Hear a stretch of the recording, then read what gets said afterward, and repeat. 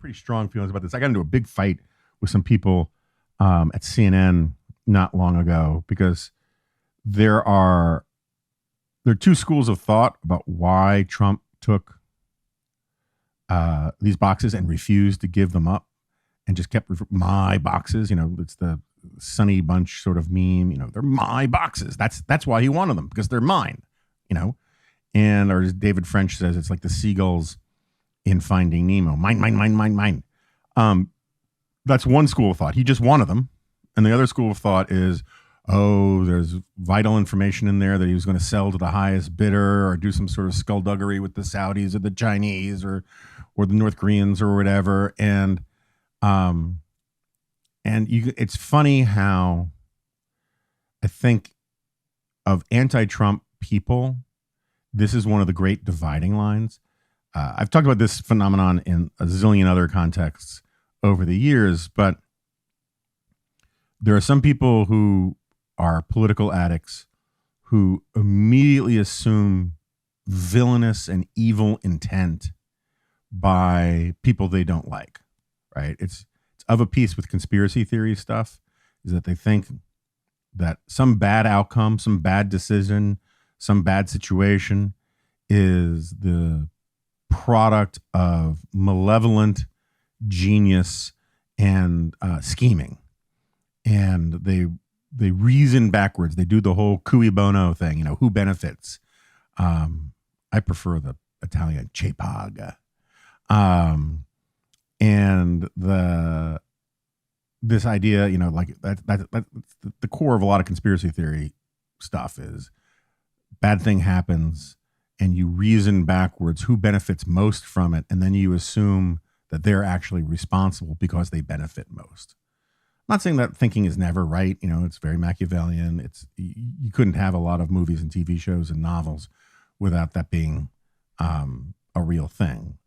But in Washington, it's usually not mustache twirling, villainous, evil mastermind stuff. It's chaos and stupidity and petty vanity that explains a lot more. And I think that the whole Russia collusion thing from the beginning, one of the reasons why it got so far out over its skis was that so many people wanted Trump to be part of this big, vast, evil conspiracy rather than just a doddering sort of high-octane oaf who blunders from one thing to another. And I've always been mostly on team blunder. I don't think that Trump ever had the capacity to think more than a couple moves ahead. I always thought it was there's a mirror image of this, right? It's the people on the right who love Trump who did all of that. He's playing 3D chess. He's playing 6 moves ahead. He's got the Democrats right where they want them. The noble savior mastermind and the evil Antichrist mastermind arguments they're the real horseshoe theory in some ways, in that they mirror each other in these presuppositions. And I think for the most part, they're all friggin' ludicrous. And again, this is not unique to Trump. This phenomenon goes on all the time. I mean, I remember all the people who were convinced that, the Iraq War was all about getting contracts for Halliburton, right? There's particularly in sort of the vulgar Marxist kind of left, all bad things really get boiled down to, these cartoonish plots by big corporations. That's now become another parallel on the right, where you get a lot of sort of fever swampy people who think it's all big pharma who, are orchestrating new vaccines to keep people enthralled. And there's actually, what is it called?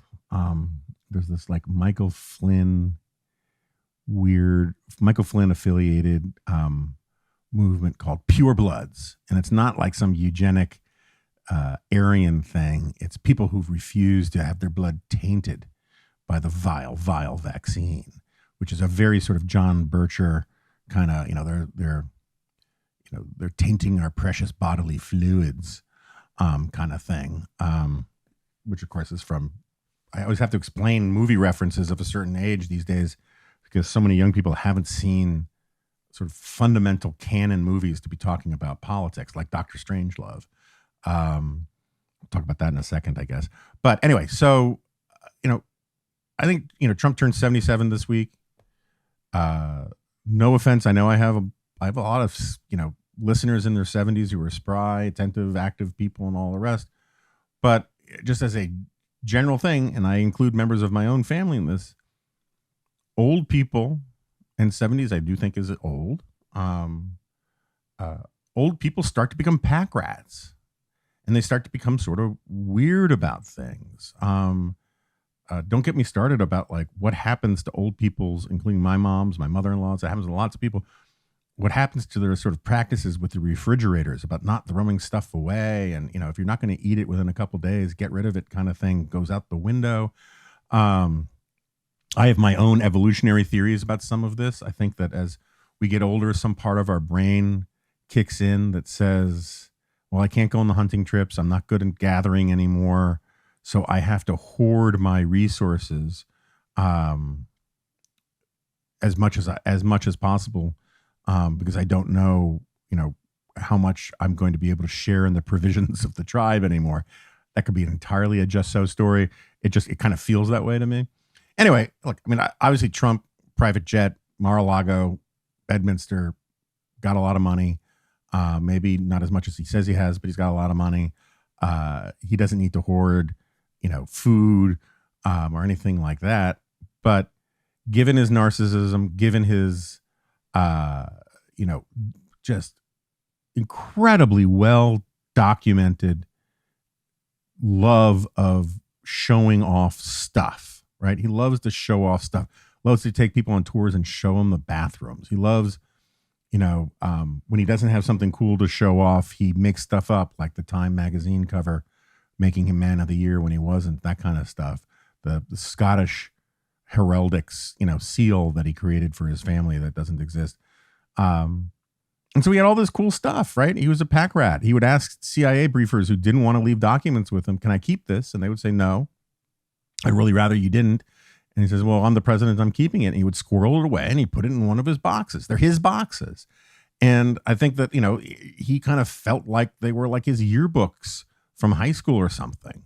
And the only thing I'll credit to the nefarious theory thing is that there's another thing about Trump where he's like, he tells you who he is all the time. It's not like he's a very mysterious, complicated figure. He always says, I like to keep my options open. That's why he doesn't actually commit to anything. He won't commit to like endorsing the nominee if it's not him. He won't commit that the election was fair. He won't commit that, he doesn't like to be put on the record, which is kind of weird since he's perfectly comfortable going back on his word. But so he likes to keep his options open, right? He doesn't want to foreclose on any opportunities. And so it is entirely possible that in the back of his head, he was sort of like, some of this stuff could be useful one day. But the idea that he had some grand plan to sell nuclear secrets to Iran or something, I just think is nonsense. It's not that I don't think he's morally capable of doing stuff like that. I just don't think it was like the deal. I think he was just sort of, a pack rat who wanted all of these trophies and mementos, to be able to show off and wave around at people and say, hey, look, this is classified. You can't see it.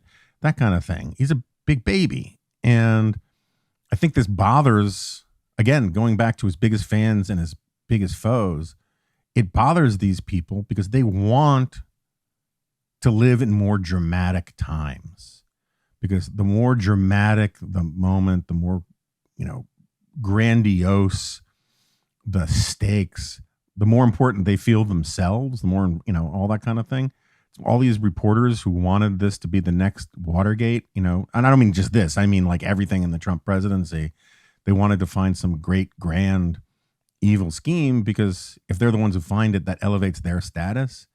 And the defenders want to have their status elevated as well. I'm not saying this is the all explanatory thing about it, but it is this amazing tendency to want the guy to be so much more than he actually is.